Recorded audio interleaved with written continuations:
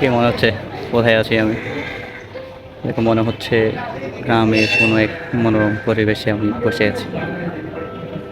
কিন্তু শুনে অবাক হবে, এটি ঢাকা শহর। ঢাকা শহর বিউটি বোর্ডিং নামে একটি পরিচিত।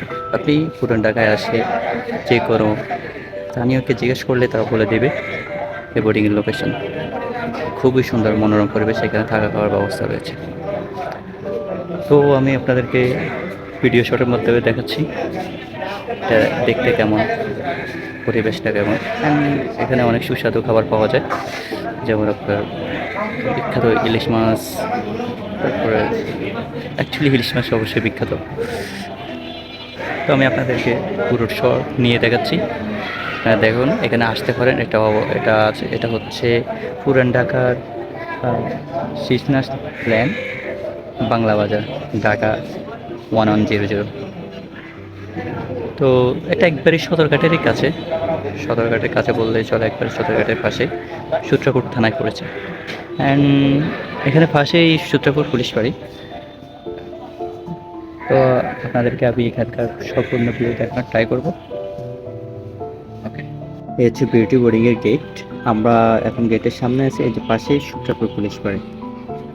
আমরা এখন ভিতরে প্রবেশ করব।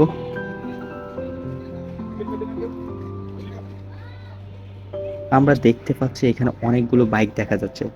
সবাই ভিজিটর, সবাই এখানে ভিজিট করতে আসছে।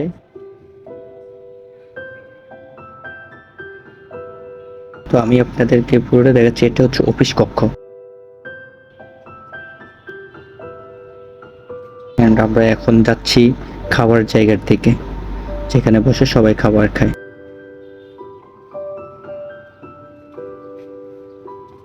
দেখতে পাচ্ছেন পুরোটাই গ্রামীণ পরিবেশে তৈরি করা খাবারের মেনু।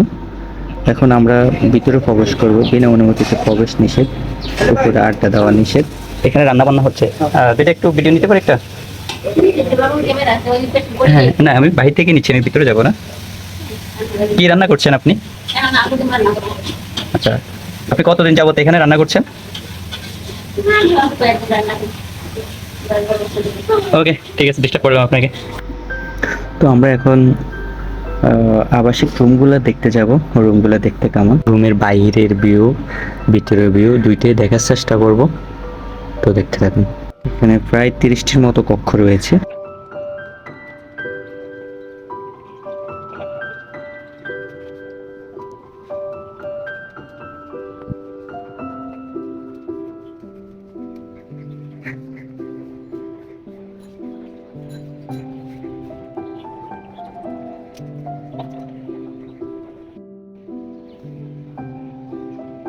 তো একটি রুম দেখাবো আপনাদেরকে ভিতরে কেমন।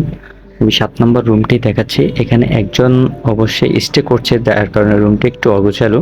আমি ওনার কাছ থেকে অনুমতি নিয়েই রুমটির ভিডিও করলাম। পাশেই রয়েছে হল রুম, আমরা হল রুমটিও দেখব। হল রুমে অ্যাকচুয়ালি ওইরকম কিছুই নেই, জাস্ট পাশে আরেকটি সিঙ্গেল রুম রয়েছে মেবি, ওইখানে মানুষ থাকে। আমি আর ওইখানে যাচ্ছি না। তো এভরিওয়ান, আমি দাঁড়িয়ে আছি 29 নম্বর রুমের সামনে। এই হোটেলটি অনেক পুরানো এবং অনেক বিখ্যাত। তো হোটেল বললেই ভুল হবে, এটা বোর্ডিং বলা হয়। এটা বোর্ডিং নামেই পুরান ঢাকাতে পরিচিত, বিউটি বোর্ডিং নামে পুরান ঢাকাতে এটা পরিচিত। তো এখানে আমি পুরো বোর্ডিংটা ঘুরে আমি যেটা দেখতে পেয়েছি, এখানে কোনো আধুনিকতার ছোঁয়া দেখতে পাইনি। অনেকটাই প্রাকৃতিক গ্রামীণ পরিবেশ। এখানে গ্রামীণ পরিবেশের ছাপ রাখা হয়েছে এবং পুরোটাই ঐতিহ্য ধরে রাখার চেষ্টা করা হয়েছে আমার থেকে মনে হলো। এবং এখানে অনেক বিখ্যাত মানুষের চলাফেরা ছিল, যেমন বাংলার প্রথম সিনেমার স্ক্রিপ্ট এখানেই বসে লেখা হয়েছিল। জায়গাটি দেখাচ্ছি, জনমুখে শোনা যায় ঠিক এই জায়গায় বসেই স্ক্রিপ্টে লেখা হয়েছিল, যেখানে মানুষগুলো বসে আছে। এবং এখানকার যে পরিবেশ সেটা আপনারা এসেই ফিল করতে পারবেন। অ্যাকচুয়ালি বলে তা বোঝানোর মতো না।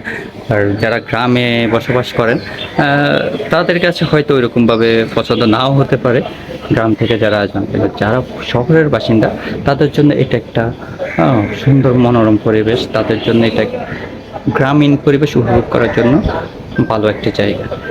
এবং এখানকার খাবার, থাকার জায়গা, এগুলো খুবই রিজনেবলে পাওয়া যায়।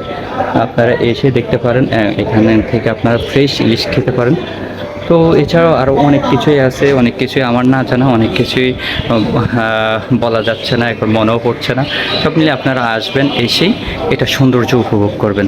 এই বোর্ডিংয়ের একটি কালো অধ্যায় রয়েছে। 1971 সালের 28শে মার্চ এই বোর্ডিংয়ের স্থাপক শহীদ প্রহ্লাদ চন্দ্র সাহা এবং তার বোর্ডিংয়ের স্টাফদের এবং গেস্টদের মধ্য থেকে প্রায় 17 জনকে তুলে নিয়ে হত্যা করে পাকিস্তানি হানাদার বাহিনী। তো আজ এই পর্যন্তই, সঙ্গে থাকুন, দেখতে থাকুন। আসসালামু আলাইকুম।